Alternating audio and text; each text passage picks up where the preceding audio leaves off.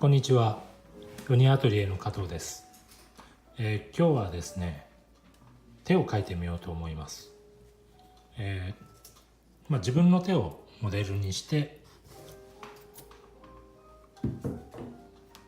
どうでしょう。なんかポーズを取ったところをね描いてみようかと思います。いつもの通り右上から光が当たって左下に、左側に影ができるような感じですけれども、こんな感じでいってみましょうか。アトリエでもね結構この手に何か持ったところっていうので、生徒さんにも描いてもらったりしてるんですけれども、今回はちょっと何も持たない手だけでいこうかなと思います。結構手って形が複雑なので、描くときに、この手のひらと指の関係とかね、この構造を捉えるっていうのは結構難しいと思うんですけれども、人間がこう進化してくる過程でこの親指だけこう逆側についてるっていうか、ものをつかむようにできてるっていうのが手を描く上でのポイントになります。親指だけちょっと別格っていうかね、親指と他4本、そういう構造作りみたいなのがうまく捉えられると手らしい感じが出るかと思います。じゃあね、とりあえずこんな感じでいってみましょうかね。なんかを掴もうとしてる途中みたいなポーズですけど、こんな感じでいってみましょうか。いつもの通り最初に大まかな配置、どの辺に何が来るかなっていうのをラフに当たりをつけるっていうかね、探り書き捉えていきます。であとね、この手のポーズあんまり凝ったポーズしすぎると結構途中で疲れてきて嫌になっちゃうっていうか、手がね途中でこうしびれてきたりするので、なるべくこう楽なポーズで描き進めるのがいいと思います。すごいラフな感じですけれども、例えばこんな感じで大まかな形を取りつつ、あと手と手首のこの境目も少し意識してね区別してあげた方がいいでしょう。どこまでが手なのか、どこからが手首なのか、このジョイント部分ですね、そこの形しっかり捉えていきましょう。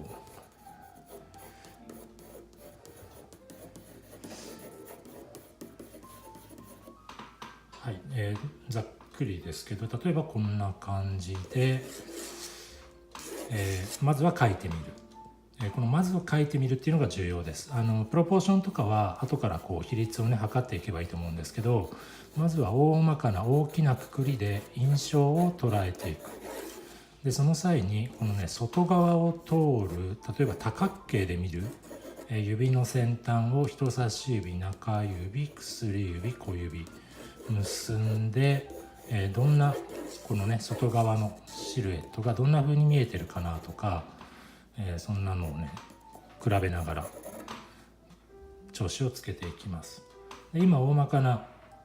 形取りしましたけれども、この次の段階でちょっとね調子をつけてみるといいと思います。例えば今回右上から光が当たっていますので、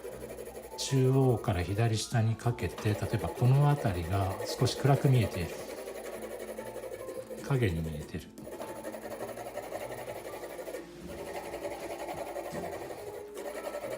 例えばこんな感じですね。光と影で形を見ていく。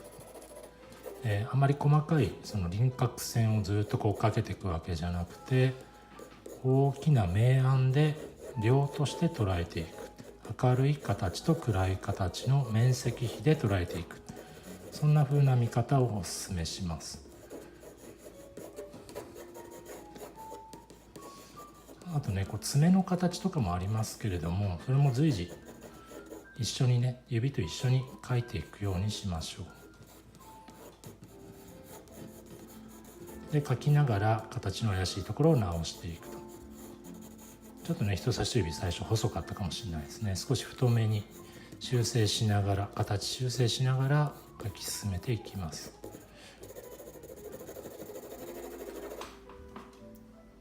はい、ざっくりこんな感じでどうでしょう。である程度このね鉛筆の腹を使って調子をつけてきたら、この辺りで一旦ねガーゼで押さえてあげるといいと思います。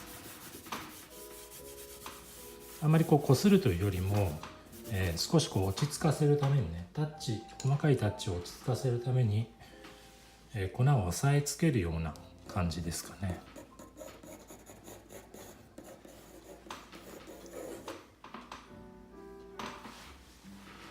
はい、こんな感じでね、徐々に形を丁寧に見ていきましょう。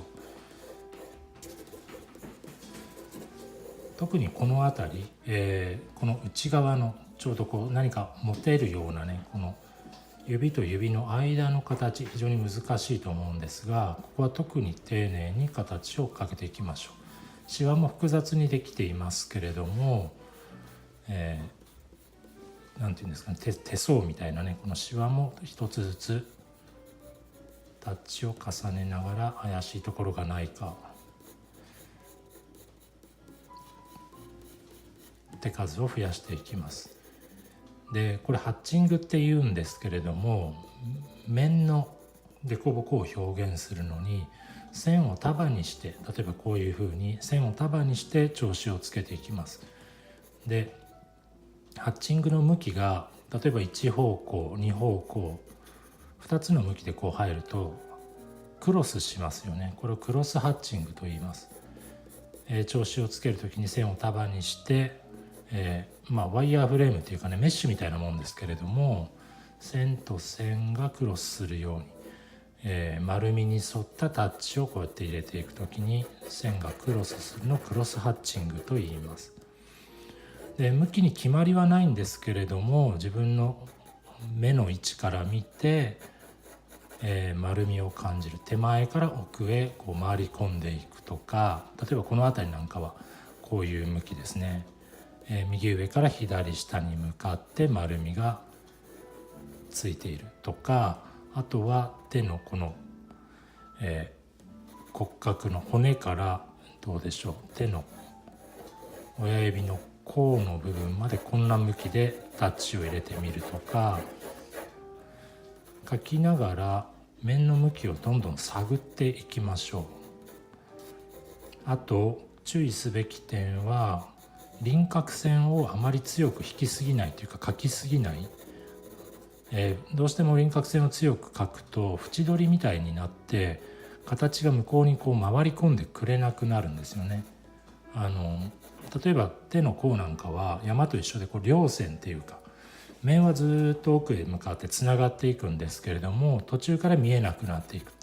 そういった稜線なんかはあまり輪郭をはっきりくっきり描きすぎない方が向こうへ回り込んでいく、面がつながっていく感じが自然に出てきます。今ちょっとこのね影の側、右上からの光に対して左に向かっていく影の側をちょっと重点的に描いています。あとこの、モデルさんとか実際にこう手なんかのね生きてる人を描くときにポーズが微妙にね描きながらこう動いていくっていうかずれていったりとかよくあると思うんですよね。描いていく間で、見てる角度が変わったり、ポーズがちょっとねずれたり変わったりあると思うんですけれども、それもねモデルさんとか実際に生きてる人を描いていく上での醍醐味だと思うので、描きながら前の形よりもいい形に形がもしね変わっていたら、変化していたらそれを生かすというのも一つの手です。ずっと同じポーズ取っていられれば一番いいんですけれども、時にはねモデルさんがこううとうとして寝ちゃったりとかね、手が疲れてきて、最初はなんかすごく気合を入れたポーズを取ってたのが徐々にこうダラッとね、力の抜けたポーズに変わってきたりとか、よくあることだと思うんですが、それ比べた時にどっちの方が絵としてね面白いかかっこいいか、変わっちゃった場合でもそこで作者が選んであげてください。どっちのポーズの方が美しいか面白いか絵になるかってね。でそういったたまたまなっちゃった形とかポーズとかでもそれをきっかけに絵が良くなる場合もあるので、あまりこう最初に決めたポーズのまま最後までいかなくて途中で形が変わったせいで絵が悪くなったとかね、思わないで変化していくことに反射していきましょう。だいぶごちゃごちゃとタッチを入れてしまいましたが、例えばこんな感じですね。手前の親指でこの辺に関節があって、この辺ちょっとシワができる形に変化があるところですね。で手のひらが、これが手前の親指の膨らみと、ここから先が手のひらの向こう側、手のひらのほっぺたというかねですね。これがちょっとだけ見えている。でこの辺に手首との境目、シワがいくつか、1本2本くらい、そして筋がちょっと見えてるかな。こんな感じ。どうでしょう。こんな感じ。向こうのまだ指はね書いてない、そんなに書いてないですけれども、あれですね、喋りながら書いてると形がだいぶ書き始めからポーズがだいぶ変わってきたなっていう感じしますけれども、これもねそれに合わせてちょっとねシルエットで、どうでしょうね、さっきよりもいい形であれば今の形を生かしてもいいと思います。どうだろう、この小指の形だいぶポーズが変わりましたけど、手前に出た方がいいかな、引っ込めた方がいいかな、書きながらチョイスしていってください。こんな感じで、また一旦ここでねガーゼで押さえてみます。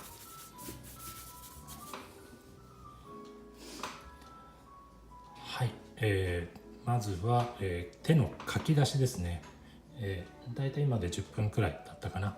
こんな感じで書き出してみました。一旦ここで、